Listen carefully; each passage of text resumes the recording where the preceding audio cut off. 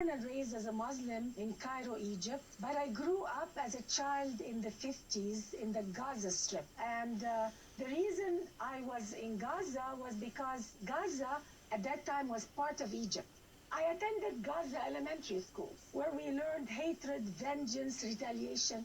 Peace was never an option. The concept of peace was something foreign. Actually, the word peace was never even mentioned in the services of any mosque. We recited poetry every day in the school, wishing upon ourselves to die as martyrs. You know, I used to see girls reciting this poetry while they're crying. They would wish upon themselves to die as a martyr. See, our value system was about victimhood, thinking of ourselves as victims, or to be a martyr, to go kill everybody and die as a martyr, either a victim or a martyr. There is nothing in between. Women don't go to mosques, but we used to hear the service of the mosque either on radio or on TV. And I remember every Friday prayer, the sheikh would be at the end of the sermon, he would curse, may God destroy the Jews and the infidel and even the Christians and non-Muslims.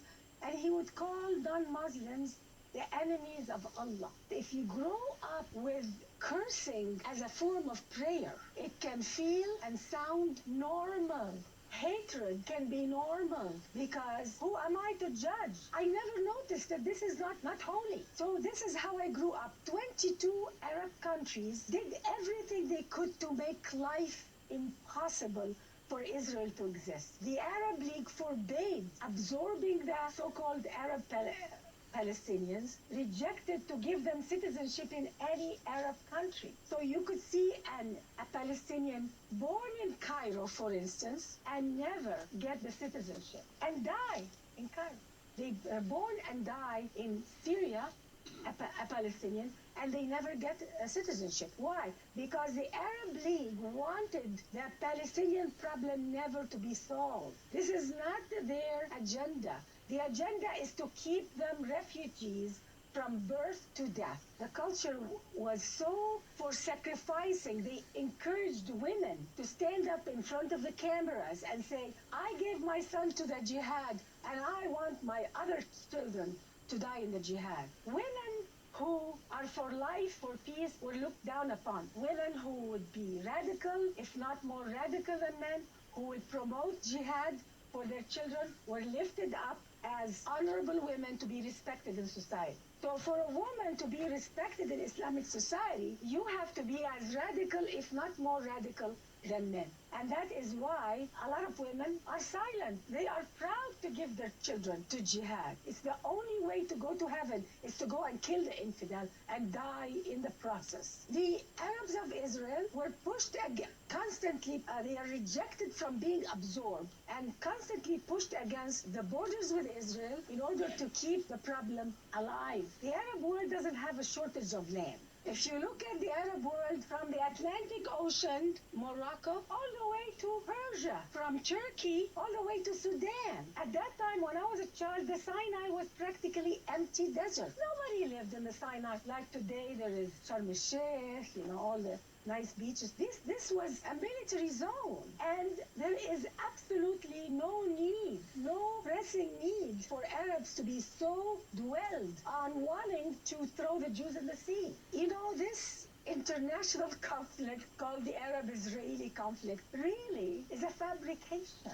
This is not a conflict over land. And anybody who thinks it's a conflict over land is misguided because we don't see the truth. The truth is Arabs, there is something in Islam anti-Jewish, anti-Christian, especially anti-Jewish, and I will tell you why. Those people calling themselves Palestinians who live in the Gaza and the West Bank are the pawns of the Arab world. I don't believe that they care about their happiness or welfare. They are set up to live a miserable life on purpose in order to show the world that we're victims. Do you think Saudi Arabia, with all the money they have, the Gulf countries, all these oil money, they can't give them good roads and good homes and good police and turn it into a productive area of the Middle East? They can, but that is not their objective. There is a hidden objective, and I don't understand why Western culture doesn't get it, why Western media doesn't get it. It's so obvious. So the unemployed people in Gaza and the West Bank, all this high unemployment, where do they go to work? Do they stand on the border of Egypt to get a job? Do they stand on the border of Syria, Jordan? No, they line up on the borders of Israel, the very people they are supposed to kill. It's a very unnatural way of living, and nobody sees it. But they go and blame Israel. They compare the living standard of the West Bank and Gaza with Israel, a democracy, the only democracy in the Middle East. Why don't they compare the living conditions of Gaza and the West Bank with Egypt, with Syria, with Jordan? And if they do, they will find that the standard of living is even higher than many areas of the Arab world. But Western media are too lazy to compare apples with apples. They want to compare apples and oranges. I don't know, how can I call Western media ignorant?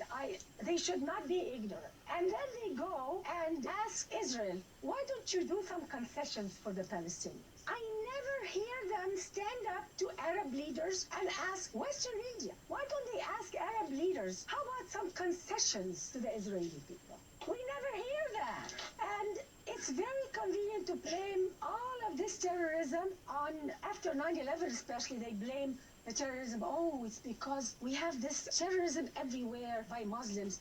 It's all because of the occupation. If it wasn't for the occupation of Gaza, if it's not for the occupation of the West Bank, we wouldn't have a problem. The problem all is because of Israel. That's what they want to give the impression. And this is a big lie, because I lived in Gaza as a child, and I witnessed the terrorism against Israel before the occupation of Gaza and before the occupation of the West Bank. And our media here doesn't even know that. There was terrorism against Israel before the occupation. So people who are Arabs who claim that they are doing terrorism now because they want freedom, democracy. No, there is no freedom and democracy in any Arab country, let alone the West Bank or Gaza. So we have to really call a spade now. This is too serious to just take all these lies and look the other way, because it's very, very hard to know the truth if you rely on Arab media,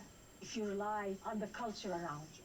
And because of life in an oppressive society, I moved to America. I moved to America in the end of 78, 79, and my life completely changed. And one time I wanted to attend a synagogue and a church because I was curious. I thought they were going to curse the Arabs the same way we curse them in our mosque, the holiness of the place. They were praying for everybody. They were praying for peace on earth. How can we leave this earth a better place? It was a totally different way of thinking, the opposite of what I grew up with. And that's when I went to a mosque here also in Los Angeles. And I thought that because they allowed women, that it was going to be different here within America. I am so glad that Islam in America must be so different. So I went to the mosque, and I heard anti-Semitism again in the mosque. And I was told, don't assimilate in America. We're here to Islamize America.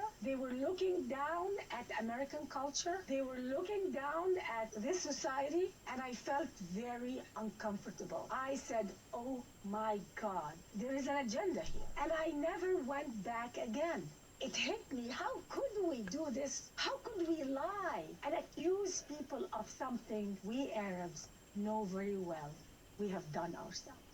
How could this happen? What kind of value system allows a person or allows a culture or a religion to lie and accuse their enemies of something that they know they've done themselves? They know that Osama bin Laden did that. They know that he was financed with Arab money, with oil money until today. How could they accuse the Jewish people of that? Look at the map of the Middle East. You can hardly see Israel. It's impossible to convince any person who has an IQ of a child that this problem is over the land called Israel. It's time for the West to understand this, because it's not just not good for Israel, it's not good for the Arab world. They are collapsing. A lot of people think that the Arab world is so strong and so powerful. It's rotting from the core, but they don't know. The religious leaders are telling them to continue the hate instead of telling them to repent and find the true God, the love and the friendship. In the eyes of many Muslims, in the eyes of Islam itself, Jews and non-Muslims, they call them the kafir, the infidel. They don't deserve the truth, they don't deserve justice, and they don't deserve mercy. How can this happen? And we accept it, and we don't say no? The Arab world will never have freedom and democracy when the hatred is number one, when the jihad is number one, when killing your enemy is number one, when you're fixated on lies and slander. You will never have peace and democracy. Nobody asks this question. Why all this lies and slander against the Jewish people, against America? They call America the great Satan and Israel the little Satan. Why? Do you know that on Syrian TV, on Arabic TV, on Egyptian TV, the constant day and night lies about the Jewish people is unbelievable. There was a show that was saying, and in it was not just religious leaders, some of them were scientists, Arab scientists, saying that, oh, do you know why Israel went to Haiti to help with the earthquake? You know why? Because Israel really wanted to harvest the organs of the Haitian people.